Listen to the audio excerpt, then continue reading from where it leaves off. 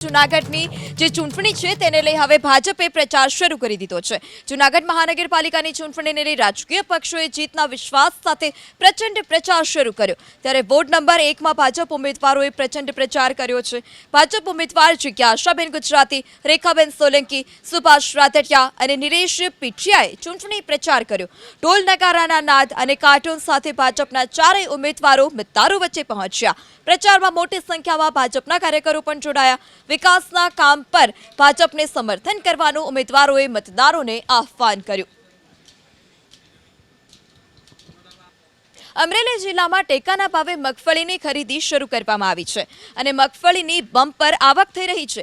NAFED guideline મુજબ આજે ટેકાના ભાવે મગફળી ખરીદવાનો અંતિમ દિવસ છે, ત્યારે મોટી સંખ્યામાં ખેડૂતો મગફળી વેચવા માટે યાર્ડ ખાતે પહોંચ્યા।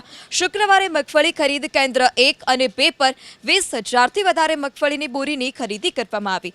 સાવરકુંડલા તાલુકાના 4,400 જેટલા ખેડૂતો પાસેથી ટેકાના ભાવે મગફળીની ખરીદી કરવામાં આવી।